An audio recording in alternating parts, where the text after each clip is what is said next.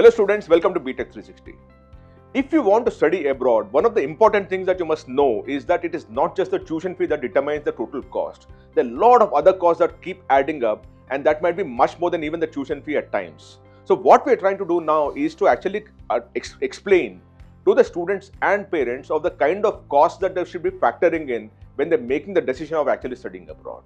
And in the process, we are also trying to compare it with foreign universities that are setting up campus in India, because these are also UGC approved, mind you, and to that extent, the risk of legitimacy of the degree itself is also avoided. So what we're going to explain to you is the kind of costs that students and parents should be very careful about and understand before they take this big decision of actually sending the children abroad.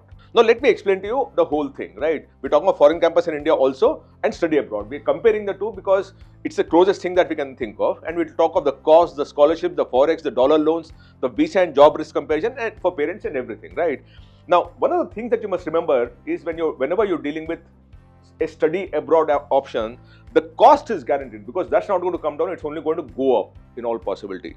But the outcome, increasingly in the geopolitical world that we're living in, the outcome may not be guaranteed. If you have money in the bank and if you don't have a financial issue, then please go abroad, but only go into the best colleges possible, not any college out there. Having said that, if money is a very big determinant in terms of your decision making, then you must listen to this video and it will give you exactly every single thing that you must be factoring in before taking the decision. Now, before I move further, my simple request, please do subscribe to Btech360. Now, one of the things that parents and students compare is they only compare the tuition fee. They don't look at other costs, and the other costs might be at times more than the tuition fee in itself. So what we're going to explain now is what are the costs that are there beyond the tuition fee that you should be extremely careful about, and factor in your total cost consideration before you make the decision. What are the total fees that you have besides tuition fee? Of course, tuition fee is out there. There's living costs. At times, living cost is very expensive. In a few countries, very expensive. Then there are visa and health costs. Visa costs are also factoring in because some of the countries have increased the visa fees very high. And then countries like UK and all also charge you for the health. And that is something that has to be paid upfront also. And then you actually have travel and setup because every quarter, every half year, the students keep coming back to visit the family. So there is also travel cost and also the setup cost that is there. And then there is forex and loan, because some of this might actually have to be funded. By the way, again, I'm repeating, if you have a lot of money in the bank and money is not a consideration, please go ahead, join a good foreign abroad program, study abroad program, but only in the right universities. Increasingly, there are a lot of dummy universities, a lot of bad universities that are selling in India because for them also it's a question of survival on the other side. So they want to attract students who can pay up while they're not giving good education. So we're not talking of those ones, but if you're getting into a good university abroad, please go ahead because it's a very good experience, good immersion that happens, and you might actually open up to global pathways. But having said that, if money is a consideration, then you must go through this entire video as I speak, right? So there is a forex and loan component that is coming in. And then because forex, the rates are changing dramatically, and then increasing in this geopolitical world, job is no longer a certainty. In fact, a lot of countries are clamping down on the opportunities that people who go there as students go there, and try to reduce the opportunities that they have because they're trying to compress the post-study visa permit rules. So let's understand each of these things very clearly. Now let's look at the living cost for a moment. And we'll pick up a country like UK, where a lot of students are going now. US and Australia and all are anyway slightly stricter. So UK, a lot of students are going there. Now, I'm comparing the one India bachelor's degree of a foreign university which has set up campus in India with the kind of living cost that you might incur if you're studying in UK. Now, the degree of the UAW which is for Bachelor of Business is the total fee is about 35 lakh rupees, right? So that is the kind of fee that is being charged. And by the way, these there are a lot of scholarships. I'm not even factoring that. I'm talking of what is the listed price. But most of the universities in India, which are foreign universities that are setting up campus in India, invariably make sure that most of its students also get some kind of scholarship, whether 25%, 50%, 75%, or even 100% full fee waiver. But having said that, this is the kind of fee that is being charged in India by a foreign university which is setting up campus in India. Now let's compare with a UK kind of a thing, right? In UK, if you're living in London, the cost of living is about 17 lakh rupees per annum for 9 months. 3 months being a holiday, we're only talking of 9 months, 17 lakhs. So 3 years, that becomes 51 lakh rupees. And this is only the living cost. Add the travel cost and all, it will become about 65 lakh rupees. Because the student is going to come about every year twice, So if you deal with all those things, you're dealing with 60-65 lakh rupees is the total cost that you're going to be talking about. I'm talking of only the living cost. And if it's outside London also, you're dealing with about 40 lakh rupees, right? And if you add other expenditure, it becomes 50 lakh rupees. Now that is the living cost that you're talking about. I'm only talking about living cost at this point in time, by the way. I'm not talking tuition fees or any other cost that will come in. We'll keep talking about that as we move along. But in this particular university, it's 35 lakh rupees is the total cost. And by the way, scholarships will be there. And if you add the living cost also, it will be not more than 10 lakhs over the 3 years. Or 12 lakhs or whatever it is. But any which ways, just the living cost of actually studying abroad would be equivalent to all the costs that you actually have when you want to study in a foreign university camp, which has set up campus in India. And the degree is almost the same. The immersion is not the same. I repeat, the immersion is not the same. The experience might not be the same. But as a degree pathway, it remains the same and it is UGC approved. Now, let's look at it beyond that also, right? Because we talked of London and we talked of 3 years within London and UK, but outside of London. We're just trying to compare that, right? Now, let's look at the visa and health charges. Now, most of these countries, they charge you for the health insurance that they have because they need to take care of you, assuming something, you fall ill or you fall sick. And that insurance policy costs are extremely high. Now, you look at UK visa. For you to get a UK visa, you need to get a student visa from India and the cost of the visa itself is 75,000 rupees. The cost of the visa itself is 75,000 rupees. That is assuming you only, apply on the lowest possible slab, which is UK 500 pounds. Is a visa charge, right? Which is about 65 lakh rupees at 125 rupees, right? But most students ultimately, because your letter and all come much later, they try to preempt the whole thing by going for the 1,500 pound kind of a thing. Which means we're talking about 1.25 lakh to 1.5 lakh being the visa cost alone. Of course, it's one time, but it has to be factored in. The other thing is the UK health. Before you get a visa, you need to actually take an insurance policy which you need to pay because the visa will not be approved unless you attach the insurance that you already taken, right? And that is 776 pounds per year. So for 3 years, it's about 2,400 pounds. Now that is about 3 lakh rupees. 3 lakh rupees is the total cost. So add to the 1.5 lakh here, another 3 lakh rupees, which is the UK health cost. Now, if you go to Australia, of course, the visa fee for the student visa fee within Australia is now become $2,000 from July 2025. Now, multiply that, we're dealing with close to about 1.5-2 lakh rupees. So, everywhere what you notice is that, people are hitting back in terms of the kind of student cost that you have for visa itself. To get a UK visa, you spend about 1.5 lakh rupees just for the visa cost. About 3 lakh rupees as an insurance policy that you need to take for the health insurance that you take. Only then the visa gets approved. Now, this 4.5 lakh rupees is not factored in your tuition costs, nor in the living costs, but it is additional. You want to go to Australia, it is 1.5 lakh rupees because you actually need to pay $2,000 as a student visa fees. In Canada, you need to show proof of living funds, which is about $22,895 since September 2025, which means that you need to block your funds for such a long time. So, what happens is before the student attends the first class, the family may already face visa fees, health surcharges, insurance, blocked funds and relocation costs. We're not even still talking of relocation costs. See, one can't factor in every single thing, but it is there. As you keep going into the thing, you can't back out at that point in time because you've already taken the admission, you paid the visa fee, then you pay the health insurance and all, and you can't back out. So whatever happens, you'll go through those motions, you swim through the tide, and which is what happens here, that you might not factor in, but it will all come and you need to go through those things also. Then comes the Forex risk. Many students who went in 2024, they took a rupee loan here. When they went abroad, some other company came in and actually converted the rupee loan into dollar loan. Now, every time when you take a dollar loan or a pound loan or even a Australian dollar loan or anything for that matter, the Forex risk is on your head. And more importantly, as you keep paying fees as you move along, the fee is dollar or foreign exchange denominated. It's not rupee denominated. All these universities will charge you based on their foreign exchange. Their dollar, their pound, their Canadian dollar, Australian dollar, US dollar or pound.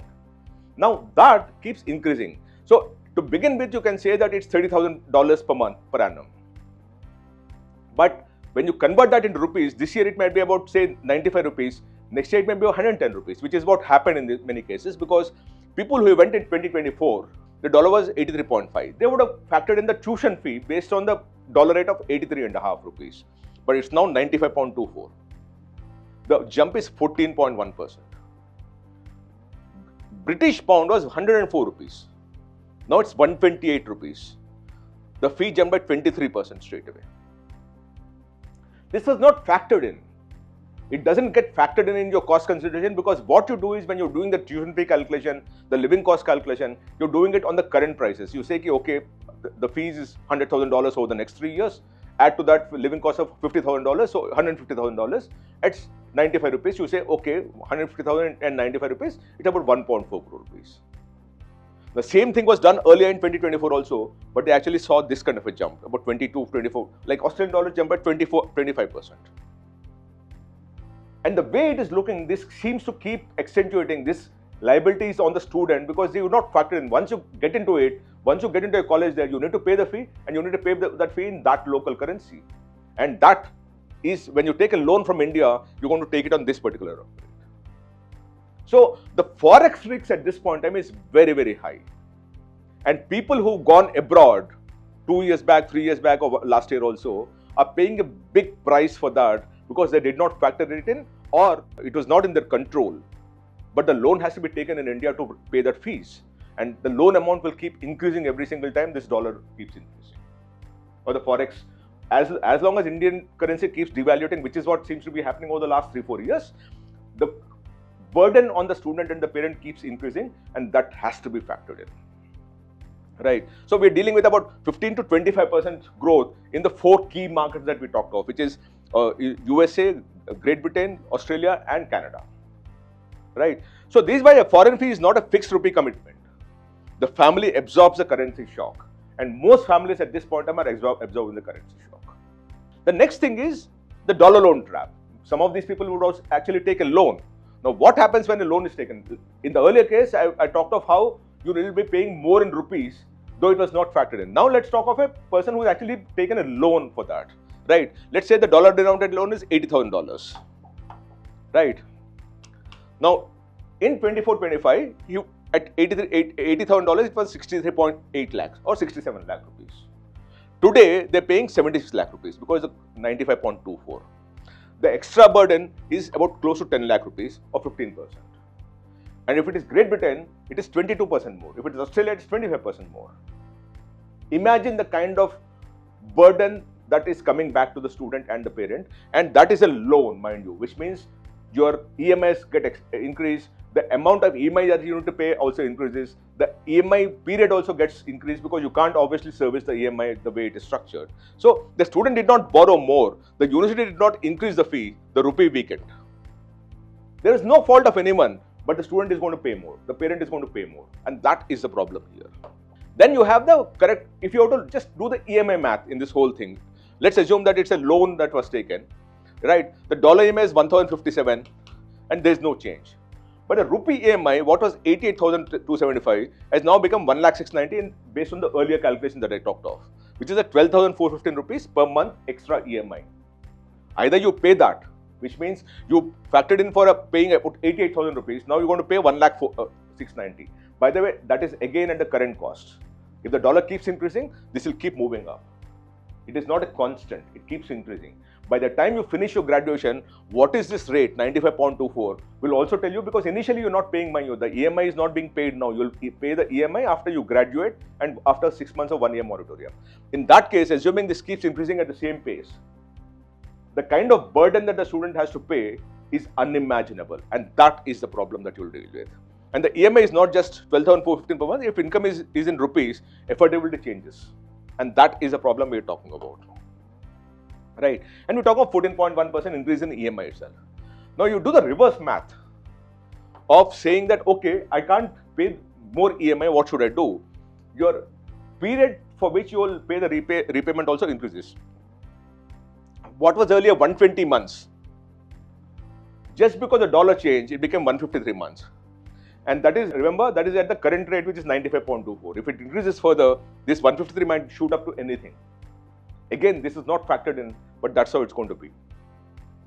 So what you'll increasingly face is a debt loan trap, an EMI trap, a Forex risk that is being imposed on you, which you did not factor in, or possibly you did not even think that it is possible that will happen. So the same rupee EMI does not solve the problem. It converts EMI shock into tenure shock, and extra interest also you will be paying for that. Now, how does this all work out, right? If you now go back to this particular example that we talked of, right? The total repayment impact, the burden compounds, right? The original plan was 120 months, which became 153 months, and it became 33 months more, right? The EMI remained the same. The amount of increase in money that you're going to pay is 29 lakh rupees more because of the interest and everything being factored in. Because when you have a loan on your head, to that extent, the interest keeps getting added on the increased loan also. And that is what is happening here. Suddenly you're dealing with about 30% more of money that you have to pay because the interest shock also has to be absorbed for the loan that is sitting on your head. So the forex risk is no longer 14% only, it's become 30%. Again, I repeat, it is a resumption that the rupee is not devaluing further. That is a big if. It's not likely to happen. The rupee might devalue further is something that you must factor in, at least on a conservative basis, as you should factor in so that you are prepared for that. Now, let's also look at the fee structures, right? While we're talking of the study abroad and how it's going to pan out on how the cost will work on, which is the tuition fee, the living expenses, the visa cost, the health cost, and the forex risk and the debt risk that EMI trap that you'll get yourself into. We should also know that the 35 lakh kind of a fee that a foreign university campus setting up in India is charging might be lesser if you factor in the scholarships. When you're wanting to study abroad, the scholarships are becoming lesser and lesser unless you get into the best universities possible. But when you want to study in a foreign university campus being set up in India, there are greater chances that you'll get some kind of a scholarship or the other if you're a good student, if you're a quality student. Because UAW has talked of up to 50% tuition fee reduction for a high achiever, which is 30% for undergrad, 40% for PG full duration. And the merit is 50% first year UG and going down to about 25% as you go along. Then a bunch of universities have talked of about 1,000 crore scholarship, which is because all these people, the simple game is to get the best student in so that the initial batch of students are the best students possible and it becomes aspirational. So all of them are working hard to get the best student in, and the only way they can do that is by declaring heavy scholarships so that the fee gets reduced. I know for a fact that they're targeting every JE aspirant, every JE advanced aspirant student because they know that they're the best students out there. And they'll keep doing that till they fill in the class with the best students possible. So they want more applications so that they can actually filter it down to the best student possible. And so to that extent, you'll also be a part of a cohort which possibly has some of the very high quality students out there, high merit students out there. So all these people like UAW is talking about this, a bunch of 6-8 universities have come up with a 1,000 crore scholarship, and Southampton also is talking of a scholarship here. So the student question is, what is my net fee? So you're no longer talking about what is the tuition fee being charged by this foreign university which has set up campus in India. You're talking of, okay, that is a fee, but tell me what is my net fee after scholarship. You need to evaluate that. So when we look at that, look at also compare it with the liberal universities that you have in India also. Like you look at Ashoka University for a moment. Ashoka charges a fee of about 12 lakh rupees, right? So that's about 36 lakh rupees. Same is with Kriya, same is with Flame and many of these universities. The foreign universities that are setting up campus in India, their fee is similar to what a premium liberal private university in India is actually charging. That is the fact it is. Like even IIMs these days charge 30 lakh rupees fees for a 2-year program, right? So when you compare with that, and by the way, these people might not be giving as much scholarship as these guys would be giving. At least initially, the foreign universities campus in India would be giving a lot more scholarships. And any new university, for example, Praksha gives a lot of scholarships because it's a new university. Most new universities that are setting up campus in India will be giving very good scholarship. So to that extent, many of these foreign universities setting up campus in India will also give you a lot of scholarships. So don't just ask for what is the tuition fee. Ask for what is the net fee, and that will only happen when you apply to that. And then start working backwards of how it will pan out in terms of the net cost that you have. Right? So that is what it should be looking at. So when you look at that, the student question should be, what is my net fee, not the brochure fees? Because the brochure fee is what is card rate, what you call it. You will get some kind of a scholarship if you're a good student. The last thing that's very, very important that you must look for is, what is the kind of work visa? Because a lot of people, they think that they will go abroad, study abroad, work abroad, and pay back that money because they're earning in dollars and pounds at that point in time. So it's easier for them to repay back the loans. But is it true in the current context? Again, we don't know. The uncertainty that's been built in of late has been enormous because of geopolitical issues, because of the issues within the countries where they're resistant to foreign workers coming and working in those countries. So from that perspective, what happens? The UK people, what did they do? They cut down the graduate visa cut, 2 years if applying by December 31, and 18 months, which means after you finish your graduation, within 18 months, you must do something else. Otherwise, you're out. Right? What we're talking about, the old promise versus is weakening at this point in time. The study abroad, everything, right?